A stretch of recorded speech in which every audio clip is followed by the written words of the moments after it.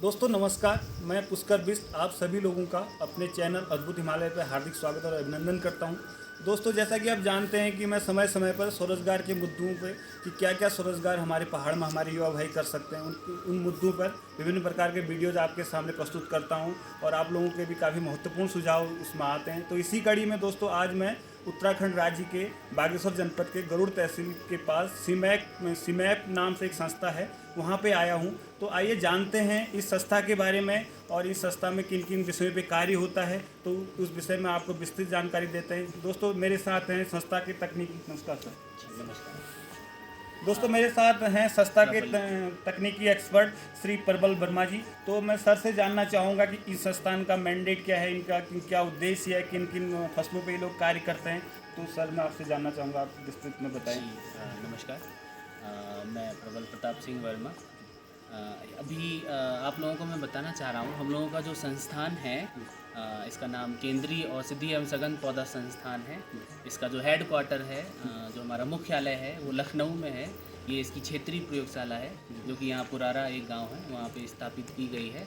स्थापना इसकी 1995 में की गई थी हमारी। इसके अलावा और भी जलवायु के हिसाब से पूरे भारत में बेंगलोर में एक इसका क्षेत्रीय प्रयोगशाला है, हैदराबाद में एक इसका प्रयोगशाला है। इसके अलावा उत्तराखंड में पुरारा बागेश्वर में एक यहाँ पे आप अभी आए हुए हैं। इसके अलावा एक पंतनगर में भी हम लोगों का संस्था। तो मैं चाहता हूँ कि सर आप कुछ हमें जानकारी दें कि जो आपके पॉली हाउस में जो आपने प्लांट लगाए हुए हैं, अभी इन पौधों की डिमांड बढ़ रही है जी। लोग अभी फिर से आयुर्वेद की तरफ बढ़ रहे हैं, इंडस्ट्रीज काम कर रही हैं, तो इन पौधों की डिमांड बढ़ रही है जी। पिछले कुछ सालों की बात करूं जी। तो ये था कि खेती लोग नहीं कर रहे थे जी, जी। और वाइल्ड फॉर्म में इन पौधों को वाइल्ड फॉर्म में इकट्ठा किया जा रहा था।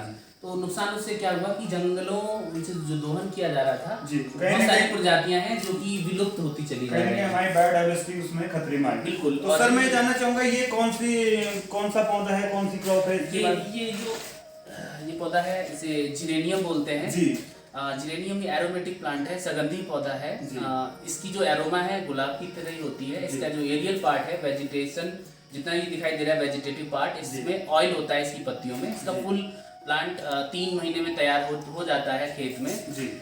साल में 2 बार इसकी फसल ली जा सकती है। 2 बार साल में फसल ले सकते हैं। बिल्कुल हाँ। तो इसमें एक नाली में तो नहीं कह सकते हैं कि 1 हेक्टेयर में आपका 25 लीटर के करीब ऑयल निकल आता है, 25 से 30 लीटर। और 1 लीटर तेल का जो रेट है वो 25,000 रुपए लीटर है। 1 हेक्टेयर में आप बता रहे हैं 25 से 30 लीटर तेल हम निकाल सकते हैं और 1 लीटर जो तेल का दाम है वो 25,000 रुपए। 25,000 रुपए। तो दोस्तों आप समझ सकते हैं कि कितना महंगा या कितना पोटेंशियल है इस क्रॉप में। यदि हम मेडिसिनल जो हमारे geranium, rosemary, lavender, lemon grass इनकी खेती करें तो इसमें इनसे हम अपनी आय में कितनी वृद्धि कर सकते हैं। जिरेनियम का जो सीमैप हमारा जो लखनऊ हेडक्वार्टर मैंने बताया आपको कि हमारा संस्थान ये रीजनल क्षेत्रीय प्रयोगशाला है। यहाँ पे टेक्नोलॉजी डेवलपमेंट वर्क किया जा रहा है। इसकी जो लखनऊ हमारा जो हेडक्वार्टर है वहाँ उसके द्वारा 3 वैरायटी जिरेनियम की निकाली हुई है। वायो जी 171 निकाला हुआ है। गोरगोन यहाँ की बहुत प्रचलित वैरायटी है जो कि बहुत सालों से यहाँ पर ग्रो करी जा रही है। इसके अलावा सिंपवन एक वैरायटी है।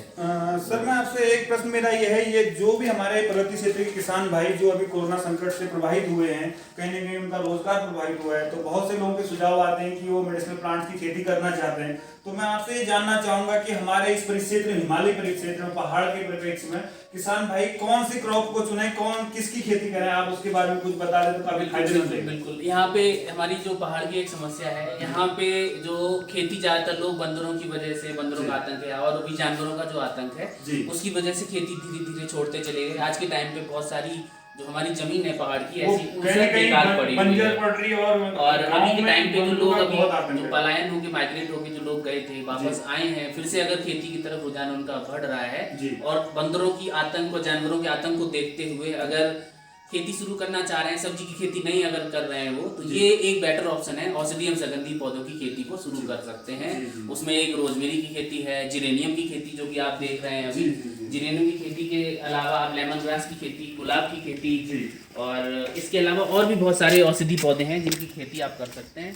तो सर आप बता रहे हैं कि जिरेनियम हम कर सकते हैं, लेमन ग्रास कर सकते हैं, गुलाब कर सकते हैं, गुलाब की खेती कर सकते हैं। इसके अलावा कुछ और हर्ब भी हैं जो कि इस क्षेत्र में उनका अभी खेती हो रही है। डिमांड कई इंडस्ट्री जो हैं वो कर रही हैं, जैसे ऑरिगेनो है, थाइम है, कैमोमाइल है, और बेसिल लीफ होता है, पार्सले होता है। इन सब की खेती भी इस क्षेत्रों में आराम से बहुत बिना किसी कम लागत की जा सकती है। तो सर मेरा एक प्रश्न ये है, जो आपने बताया oregano, thyme, basil, lavender, geranium और रोज आप बता रहे हैं, यदि इनकी खेती हमारे किसान भाई करना चाहें तो इनसे संबंधित जानकारियां वो कहां से प्राप्त कर सकते हैं? खेती कैसे करनी है? ये जो क्षेत्र है हमारा जी, इस क्षेत्र से जो भी किसान हैं वो यहाँ पे डायरेक्ट आके कांटेक्ट कर सकते हैं जी। तो उन्हें पूरी तकनीकी सहायता जो भी है खेती संबंधित, pre harvest and post harvest management सारा बताया जाएगा जी। खेती कैसे करनी है, उसकी कटाई कैसे करनी है, कटाई के बाद उसका डिस्टिलेशन कैसे करना है, डिस्टिलेशन के बाद जो आप ऑयल निकालेंगे, या आप एरोमेटिक की बात करें तो आपको डिस्टिलेशन करके ऑयल निकालना होगा। अगर आप औषधि पौधों की खेती कर रहे हैं तो पोस्ट हार्वेस्ट के बाद जो भी वैल्यूएबल पार्ट होता है प्लांट का, या तो लीफ होगा या फिर रूट होगा, उसे कैसे काटना है, कहाँ सुखाना है, कहाँ स्टोर करना है, वो सारी की सारी तकनीकी जानकारी आपको यहाँ से प्रोवाइड कराई जाएगी। इसके अलावा हमारा केंद्रीय औषधीय सघन पौध संस्थान जो हमारा मुख्यालय लखनऊ में है, वहाँ पे बहुत सारे हमारे वैज्ञानिक जो भी जिस क्षेत्र से संबंधित हैं वो सारे के सारे इस क्षेत्र में शोध कर रहे हैं उनके माध्यम से आपको जो भी तकनीकी सहायता है वो प्रोवाइड कराई जाएगी। सीमैप लखनऊ जो है हमारा टाइम पे औषधीय और सघनदीय पौधों की खेती से संबंधित जो भी pre and post harvest management का ट्रेनिंग प्रोवाइड कराता है। इसके अलावा किसान भाई जो भी इन औषधीय सघनदीय पौधों से अपना रोजगार कोई शुरू करना चाह रहे हैं तो उसके लिए भी ट्रेनिंग प्रोवाइड कराता है। एक ट्रेनिंग की एक फीस होती है और जो भी उसका एक ड्यूरेशन होता है 4 से 5 दिन वहाँ आपको रहना होगा। उसके बाद वहाँ रहने का इंतजाम सीमैप भी कराता है। वहाँ पे जैसे फॉर एग्जांपल एलोवेरा की हर साल एलोवेरा की एक कल्टीवेशन के बाद पोस्ट हार्वेस्ट पे ट्रेनिंग दी जा रही है। वहाँ पे एलोवेरा का जेल कैसे बनना है, एलोवेरा का जूस कैसे बनना है, साबुन कैसे बनना है, क्रीम कैसे बनना है, शैम्पू, ये सारा का सारा वहाँ बताया जाता है, एक सर्टिफिकेट दिया जाता है। तो आप जो भी किसान भाई खेती करना चाह रहे हैं तो वो ट्रेनिंग के बाद स्वरोजगार खेती करके खुद से शुरू कर सकते हैं। दोस्तों जैसा कि सर ने बताया कि जो भी कृषक भाई हमारे जो औषधि पौधों की खेती करना चाहते हैं, इस क्षेत्र में कुछ कार्य करना चाहते हैं तो वो संस्थान से भी संपर्क कर सकते हैं। उसका पूरा मैं डिस्क्रिप्शन में आपको पूरी जानकारी उसकी दूंगा। और उसके अलावा आपने कहाँ पे खेती करनी है, मिट्टी कैसी होनी चाहिए, और पेड़ आपको संस्थान से आपको मिल सकते हैं और कहाँ से आपको पेड़ मिल सकते हैं, और आपने नर्सरी बनानी है तो उसमें क्या क्या सावधानियाँ रखनी है, कोई बीमारी आती है तो उस संबंध में आपने क्या क्या उसमें प्रिकॉशंस लेने हैं। तो ये विभिन्न प्रकार की जानकारियाँ आपको संस्थान से मिल जाएगी। हमारे जो भी पहाड़ी क्षेत्र के जो जितने भी हमारे जनपद है वहाँ के जो भी हमारे किसान भाई इच्छुक हैं वो संपर्क कर सकते हैं। और उसके अलावा दोस्तों आपको ले चलते हैं फील्ड में किस और कौन कौन से क्रॉप का यहाँ पे प्लांटेशन किया हुआ है, किन किन फसलों पे यहाँ पे शोध हो रहा है, उसके लिए हम आपको फील्ड में ले चलते हैं सर से और उसके बारे में विभिन्न प्रकार की जानकारी आपको देते हैं। एक बहुत ही बताऊंगा इस तरीके से। दोस्तों जैसा कि मैंने आप लोगों को जिरेनियम के बारे में बताया जो काफ़ी अच्छा लाभकारी सघनदीय पौधा है, तो उसी जो दूसरी क्रॉप की बात हम करें तो रोजमेरी इसको बोलते हैं। आप देख रहे हैं जो पॉलीबैग्स में बाहर क्षेत्र में लगाए गए हैं, रोजमेरी इस क्रॉप का नाम है। तो इसके बारे में मैं सर से जानना चाहूँगा कि इसकी कितनी लाभकारी कितना लाभदायक है और इसकी उपयोगिता कितनी है। ये औषधि पौधा है हमारा। यहाँ हमारे जो केंद्र से जो हमारा जो ये भी यहाँ पे क्षेत्रीय प्रयोगशाला है जी, सिम हरियाली एक वैरायटी निकाली गई थी कुछ वर्ष पहले जी। तो ये एरोमेटिक प्लांट है जिसका डिस्टिलेशन करना होता है। डिस्टिलेशन के बाद इसका ऑयल निकाला जाता है। तो बहुत फ़ायदेमंद खेती है और एरोमा इंडस्ट्री में इसका यूज़ किया जा रहा है। धूप बत्ती, साबुन, शैम्पू उसमें यूज़ किया जा रहा है। इसके अलावा इसका शैम्पू कॉस्मेटिक इंडस्ट्री में यूज़ है। फेस वॉश, फेस क्रीम उसमें जो अच्छी क्वालिटी की जो क्रीम बनाई जा रही है उसमें यूज़ किया जा रहा है जी। इसकी खेती करने के लिए इसका 1 हेक्टेयर में आपको 40,000 के करीब पौधे चाहिए होंगे। 1 हेक्टेयर में 40,000 पौधे चाहिए होंगे और 50 सेंटीमीटर पे लगाया जा रहा है इसे। इसी की खेती करने के लिए सिंपली अभी बारिश खत्म हो गई है तो अभी कुछ दिन बाद इसका प्लांटेशन किया जा सकता है। जैसे अभी ये मंथ चला है सितंबर हमारा, हाँ, तो सितंबर मिड के बाद से इसका प्लांटेशन हम किया जा सकता है। साल में इसे अगर हम अच्छे से खेती करते हैं इसकी तो करीब 3 से 4 बार इसकी कटाई ली जा सकती है। कटाई करने के बाद सिंपली इसे डिस्टिलेशन यूनिट एक होती है, उसमें आपको डिस्टिलेशन प्रोसेस करना है, ऑयल निकालना है। ऑयल के लिए मार्केट आपके उत्तराखंड के क्षेत्र में आप बात करेंगे तो ट्रेडर आपके हल्द्वानी में बैठे हुए हैं, देहरादून में बैठे हुए हैं। अगर किसान भाई सारे इकट्ठे होके 10, 12, 15 किसान अगर ग्रुप में खेती करते हैं तो जो खरीदार हैं वो इसी एरिया में आके आपके क्षेत्र से ही आपका जो ऑयल जो भी रॉ मटेरियल है वो सारा का सारा परचेज करके ले जाएंगे। अगर किसान भाई छोटे स्तर से ही खेती करना चाह रहे हैं तो हमारे रानीखेत, नैनीताल, अल्मोड़ा यहाँ पे कुछ जो फैक्ट्री हैं काम कर रही हैं कंपनी, तो ऑयल ना निकाल के वो as a green tea consume किया जा रहा है आज के टाइम पे। तो इसका शेड ड्राई सिंपली आपको कट करना है, शेड ड्राई करना है और इसका 200 से 250 रुपये पर केजी आपकी लीफ भी इसकी बिक जाती है। काफ़ी वैल्यूबल प्लांट है। तो इसका जो सीजनिंग में यूज़ किया जा रहा है, जो ग्रीन टी मैंने बताया, इसके अलावा इसका पिज़्ज़ा, पास्ता, सॉस, सूप उसमें एज ए सीजनिंग कंज्यूम किया जा रहा है इसे। तो काफ़ी डिमांड है इसकी, काफी मांग वाला पौधा मुझे लग रहा है सर, फायदेमंद काफ़ी खेती और है काफ़ी फायदेमंद इसकी खेती मुझे लग रही है, आप बता रहे हैं। और इसका कॉस्मेटिक इंडस्ट्री में आपने बताया मेडिसिनल पर्पज के लिए यूज़ किया जाता है। इधर हम कुछ और दूसरी वैरायटी के कुछ पेड़ देख रहे हैं सर, मैं इनके बारे में आपसे जानकारी लेना चाहूँगा। ये कौन सा पौधा है सर? ये पुनर्नवा है।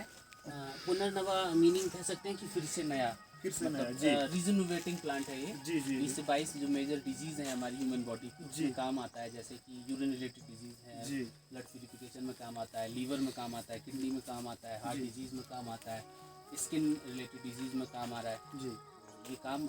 इसकी खेती अगर किसान भाई करना चाह रहे हैं तो प्लांटिंग मटीरियल इसका बहुत सारी संस्थाएं हैं वो प्रोवाइड करा सकते हैं। हाँ, मुझे लगता है कि हमारे राज्य स्तर पे भी जैसे HRDI हमारा मंडल में एक संस्थान है, वहाँ भी कुछ इसका प्लांटिंग मटेरियल हम ले सकते हैं। तो ये आपने सर बताया पुनर्नवा ये पेड़ बताया और इसके औषधि गुण काफ़ी ज़्यादा हैं, आप बता रहे हैं। बहुत सारी संस्थाएं हैं जो इस वर्क कर रही हैं, वहाँ से आप लोग किसान भाई ले सकते हैं। जी। और इसके अलावा ये वाला ये कौन? जीरो कैलोरी प्लांट है ये वाला स्टीविया बोलते हैं इसे। स्टीविया तो अभी डायबिटिक पेशेंट जितने भी हैं डॉक्टर रिकमेंड कर रहे हैं स्टीविया को। चीनी से ये जो प्लांट है 25 गुना मीठा होता है। इसका जो व्हाइट क्रिस्टल निकाला जाता है, रेव्यूसाइड्स जो होता है, वो चीनी से 250 से 300 गुना ज़्यादा मीठा होता है। अच्छा। हाँ, तो जीरो कैलोरी प्लांट है, डॉक्टर रिकमेंड कर रहे हैं डायबिटिक पेशेंट्स को। तो इसकी तो मार्केट में व्हाइट क्रिस्टल कैसा देखते हैं? यदि हमारे किसान भाई करना चाहें, इसको छोटे स्तर पे ही करना चाहें तो आप कैसा? पेरेनियल नेचर बहुवर्षीय प्रकृति का पौधा है ये। एक बार लगाने के बाद मतलब वैल्यूबल 5 से 6 साल तक इसकी खेती की जा सकती है। ज़्यादा ऑप्टिमम टेम्परेचर चाहिए इसे, ना ज़्यादा गर्म ना ज़्यादा ठंडा। तो अभी सर्दी के टाइम पे ऐसा लगेगा कि ये पौधा खत्म हो गया, मगर ऐसा नहीं है। सर्दी के जस्ट बाद फिर से ये जर्मिनेट हो जाता है। तो सिंपली इसकी लीफ की डिमांड है, तो कट करना है एरियल पार्ट, लीफ से ड्राई करनी है और ये खरीदारी से भी खरीद लेते हैं।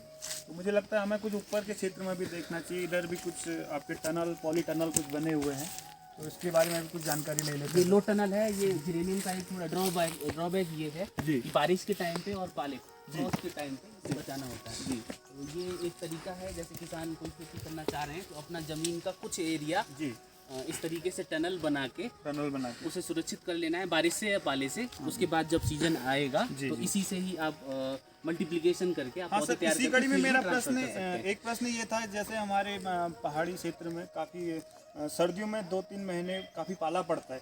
यदि हम बाहरी क्षेत्र में, बाहरी खेतों में यदि हम जिरेनियम हो, चाहे रोजमेरी हो, लेवेंडर हो, इनकी खेती करें तो पाले से कितना नुकसान होता है? जिरेनियम को नुकसान होता है इसके अलावा स्टीविया को बचाना होता है, जैसे अभी बताया मैंने। सर्दियों में थोड़ा दिक्कत हो जाती है। इसके अलावा लेमन ग्रास, गुलाब, रोजमेरी सर्दियों में बहुत अच्छे चलते हैं। ना पाले से कोई नुकसान है ना बारिश से कोई नुकसान है। अभी एक्सेस बारिश अगर हो रही है, ड्रेनेज सिस्टम आपका ठीक है, जल निकासी आपने खेत की अच्छी कर रखी है, तो बारिश से भी कोई नुकसान नहीं है। और ये टेम्परेट रीजन के प्लांट है, तो सर्दियों में बहुत अच्छे चलते हैं। और सर मैं जानना चाह रहा था, लेमन ग्रास भी आजकल काफ़ी प्रचलन में है, काफ़ी लोग लेमन ग्रास का नाम लेते हैं, तो उसके बारे में भी जानकारी आप कुछ हमारे भाई करना चाह रहे हैं। लेमन ग्रास का जो खेती है वो अभी प्लांटेशन जब करेंगे तो 1 मीटर डिस्टेंस पे लगाना होता है। इसके साथ आप इंटरक्रॉपिंग अगर करना चाह रहे हैं तो वो भी कर सकते हैं। अगर इंटरक्रॉपिंग नहीं करना चाह रहे हैं तो इसे डेंस भी लगा सकते हैं, आधा मीटर पे भी लगा सकते हैं। खेती जब आप फर्स्ट ईयर से शुरू करेंगे तो फर्स्ट ईयर प्लांटेशन के बाद आपको जो फसल है इसकी 1 साल के बाद आपको इसका मिलना शुरू हो जाएगा। 4 से 5 इसकी कटिंग हम ले सकते हैं। और ये करीब 400 से 500 कुंटल पर हेक्टर इसका हर्ब मिलता है हमें। लेमन ग्रास का हर्ब। जी जी। तो ये है डिस्टिलेशन करना है सिंपली इसका। डिस्टिलेशन के बाद इसका जो ऑयल है, डिस्टिलेशन यूनिट के बारे में हम अभी बाद में विस्तार से बात करेंगे कि कैसे कैसे उसका प्रोसेसिंग करना है पोस्ट हार्वेस्ट के बाद। तो दोस्तों जैसा आप देख रहे हैं ये ओपन फील्ड में संस्था ने विभिन्न प्रकार के अपने मेडिसिनल और एरोमेटिक प्लांट्स की खेती की है। तो मैं आपको जानकारी दूँ, उधर थोड़ी आगे ले चलते हैं, अपने डीओपी सर से बोलूँगा थोड़ी आगे से वो आपको दिखाएं व्यू। दोस्तों जैसा कि आप देख रहे हैं जो संस्थान ने जो अपने ओपन फील्ड में जो विभिन्न प्रकार के औषधि में पेड़ों की खेती की है, जैसे सतावर है, सतावर की खेती भी हम लोग कर सकते हैं। काफ़ी इसका मेडिसिनल पर्पज़ में काफ़ी इसका यूज होता है। तो सर से मैं जानना चाहूँगा कि सतावर की क्या उपयोगिता है। सतावर ये जैसे दिखाई दे रहा है यहाँ पे हम लोगों ने प्लांट का यहाँ पे कलेक्शन कर रखा है, उसी में से एक प्लांट है ये सतावर जी। सतावर का जो रूट है वो वैल्यूएबल पार्ट है। कॉमर्शियल जो स्केल पे जो डिमांड रहती है इसकी रूट की रहती है। जी। तो जो मदर में जो मिल्क प्रोडक्शन बढ़ाने के लिए इसका यूज़ किया जाता है। इसके अलावा जो बॉडी में एक वीकनेस जो हो जाती है जी जी इसका यूज़ किया जा रहा है। इसके अलावा बहुत सारी अनगिनत बीमारियां हैं जिसमें यूज़ कर रही हैं आयुर्वेदिक इंडस्ट्री। और ये वाला कौन सा प्लांट है सर? ये प्लांट हिमालयन थाइम है। अच्छा, ये इंडियन थाइम है जी। इसका जो यूज़ है सीजनिंग में यूज़ किया जाता है जी। सीजनिंग पिज्ज़ा पास्ता में आजकल जो यूज़ किया जाता है सीजनिंग उसमें डाला जाता है। कुकिंग इंडस्ट्री यूज़ है इसका। रिच इन थाइमॉल, अजवाइन की तरह इसकी अरोमा होती है। थाइमॉल इसमें काफ़ी मात्रा में इसके ऑयल में पाया जाता है जी। तो अभी ये प्लांटेशन जैसे कर रखा है अश्वगंधा। ये अश्वगंधा जी। अश्वगंधा का अभी देख रहे हैं आयुष मंत्रालय ने रिकमेंड किया है कि इसका काढ़ा पीना है जी। तो वो कोरोना के लिए इम्यूनिटी बूस्टर का कहीं ना कहीं काम करता है। तो इसकी रूट वैल्यूएबल है जी। इम्यूनिटी बढ़ाता है। इसके अलावा बॉडी में वीकनेस है कोई इसमें भी काम आता है। इसके अलावा और भी बहुत सारी बॉडी में जो बीमारियां हैं उसमें अलग अलग कॉम्बिनेशन जड़ी बूटियों के साथ मिला के इसका यूज़ किया जाता है जी। और ये वाला पौधा कौन सा है सर? ये अजवाइन है, जंगली अजवाइन। Anti bacterial property, anti fungal property इसके ऑयल में होती है जी। तो ये है, ये आर्टिमिशिया है। आर्टिमिशियन कंटेंट होता है इसके अंदर। जो मलेरिया हो जा रहा है अगर किसी को जी, तो जो इंजेक्शन लगाए जा रहे हैं तो आर्टिमिशियन कंटेंट इसी से निकाला जाता है, इसी से लिया जाता है। आर्टिमिशिया का पेड़ इसको बोलते हैं जी। तो इसकी खेती भी किसान भाई कर सकते हैं। आर्टिमिशिया भी एक अच्छा स्रोत हो सकता है आय बढ़ाने का, मुझे लगता है काफ़ी अच्छी बेहतरीन खेती आपके संस्थान द्वारा की गई है। और ये है एलोवेरा कुमारी। Skin related disease, hair related disease, stomach related disease. और मुझे लगता है कॉस्मेटिक इंडस्ट्री में भी इसका काफ़ी प्रयोग होता है। साबुन, शैम्पू, क्रीम, स्किन क्लींजर जी सब में इसका यूज़ किया जा रहा है जी। जूस भी आजकल इसका बहुत ज़्यादा प्रचलन में है। इसके अलावा ये लेवेंडर दिखाई दे रहा है, इधर आगे रोज़ दिखाई दे रहा है। ये पाइपर लॉन्गम है, पीपली जिसे बोलते हैं। लेवेंडर, नींबू, लेमन ग्रास, ये पीपली है। ये प्लांट पीपली का सर्दी जुकाम बुखार इसमें यूज़ किया जा रहा है जी। पीपली ये दिखाई दे रहा है अभी, जैसे ये दिखाई दे रहा है इसका जी। ये अभी बड़ा होगा जी। इसका कट करके ड्राई फॉर्म में अलग अलग यूज़ किया जा रहा है जी। बहुत बढ़िया। ये इसबगोल है, तुलसी का यूज़ किया जाता है। जो कॉन्स्टिपेशन अगर किसी को हो जा रहा है उसमें यूज़ किया जा रहा है जी। डायरिया किसी को हो जा रही है उसमें यूज़ किया जा रहा है। ये 3 वैरायटी हैं जी।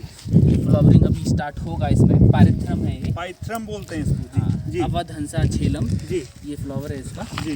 अवध हंसा झेलम 3 CMAP की वैरायटी है जी। तो पायरेथ्रिन कंटेंट इसके अंदर पाया जाता है। तो पायरेथ्रिन कंटेंट आप जितने भी महंगे आप या फिर जो फ्लाइट्स हैं जी, तो उसमें नेचुरल इंसेक्टिसाइड यूज़ किया जाता है। तो वो पायरेथ्रिन कंटेंट इसी से निकाला जाता है जी। बच्चों के लिए आजकल पेंट बनाए जा रहे हैं मच्छरों को भगाने के लिए जी। तो इसमें सिट्रोनेला और ये पायरेथ्रिन यूज़ किया जाता है। उसमें सिट्रोनेला और पायरेथ्रिन यूज़ किया जाता है। नेचुरल इंसेक्टिसाइड है, हार्मफुल नहीं है बॉडी के लिए किसी भी तरीके से। एक ये प्लांट है हमारा सदाबहार, कैथ्रैंथस रोजियस, ये वाला प्लांट जी। सदाबहार, इसमें ब्लू कलर का, पिंक कलर का, व्हाइट कलर का फ्लावर आता है जी। इसमें जो केमिकल कंटेंट पाए जाते हैं वो विनक्रिस्टिन होता है, विनब्लास्टिन होता है जी। तो ये 2 कंटेंट एंटीबायोटिक, एंटी डायबिटिक और एंटी कैंसरस प्रॉपर्टीज़ के अंदर होती है। अच्छा, ये तो बहुत बड़ी मात्रा में खेती इंडिया के अंदर की जा रही है जी। और इसकी डिमांड भी है। डायबिटीज और कैंसर की दवाएं बनाई जा रही हैं। केमिकल कंटेंट है विनक्रिस्टिन, विनब्लास्टिन जी जी जी जी। तो दोस्तों आपने देखा कि सर ने जो भी संस्थान द्वारा जो भी पौधों का यहाँ पे खेती की जा रही है उनके बारे में विस्तृत आपको जानकारी दी। उनका मेडिसिनल यूज़ क्या है, किन बीमारियों में उनके जो पदार्थ निकलते हैं उनका प्रयोग किया जाता है, और यदि किसान भाई करना चाहें तो वो 1 हेक्टेयर में कितने पेड़ उनको लगाने चाहिए, और फिर पाले से कुछ फसल ऐसे हैं जिन्हें पाले से बचाने हैं तो उनके लिए क्या क्या सावधानियां बरतनी चाहिए। तो दोस्तों मुझे लगता है कि हम लोग यदि इस जो हमारे औषधि और सगंध पौध जो है इनकी खेती करें तो इससे काफ़ी अच्छा हम लोग अपनी आय में वृद्धि कर सकते हैं।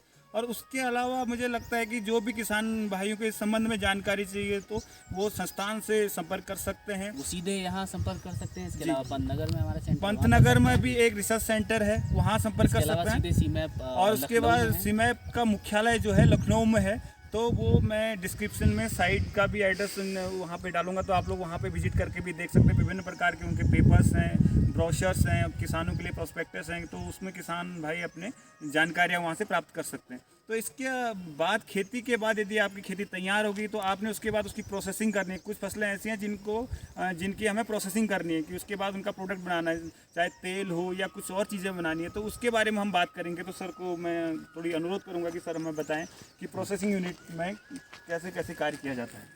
किसान भाई इन पौधों की खेती करना चाहते हैं तो वो इनकी खेती कर सकते हैं, काफ़ी इसमें उन्हें जो उनकी आय है उसमें बढ़ोतरी होगी। और इसी में मैं एक बात और जोड़ना चाहूँगा, जो औषधि एवं सगंधी पौधों की खेती अगर कोई किसान कर रहा है, अगर ठीक ढंग से करता है और जो भी तकनीकी हम जो जानकारी देते हैं उसे अगर सही से फॉलो करता है तो 8 से 10 गुना जो सीरियल्स और जो सब्जी वाली खेती है उससे ज़्यादा फायदा होता है इसमें। तो ये बहुत महत्वपूर्ण बात है आर्थिक दृष्टि से। सर ने जैसे बताया कि यदि तकनीक के आधार पे जो उनकी तकनीक है उस आधार पे आप खेती करते हैं तो लगभग जो हम चाहे चावल हो, गेहूं हो, सब्जी हो, उससे जो हम कमाते हैं उससे 8 से 10 गुना ज़्यादा हम यहाँ से आय अपना अर्जन कर सकते हैं। तो मुझे लगता है कि इसमें बहुत ज़्यादा पोटेंशियल है और हम लोगों को इसकी खेती करनी चाहिए, ऐसा मेरा विश्वास है। तो इन्हीं बातों के साथ मैं अपनी वाणी को विराम देता हूँ। आप सभी लोगों को बहुत बहुत धन्यवाद देता हूँ कि आप लोग अपने महत्वपूर्ण सुझाव मुझे दे रहे हैं, और मुझे लगता है कि इस विषय पे भी आप लोगों के सुझाव आएंगे, जो भी आपके सुझाव आएंगे उस पर हम लोग आगे कार्रवाई करेंगे। इन्हीं बातों के साथ मैं अपनी वाणी को विराम देता हूँ। जय हिंद, जय उत्तराखंड, नमस्कार।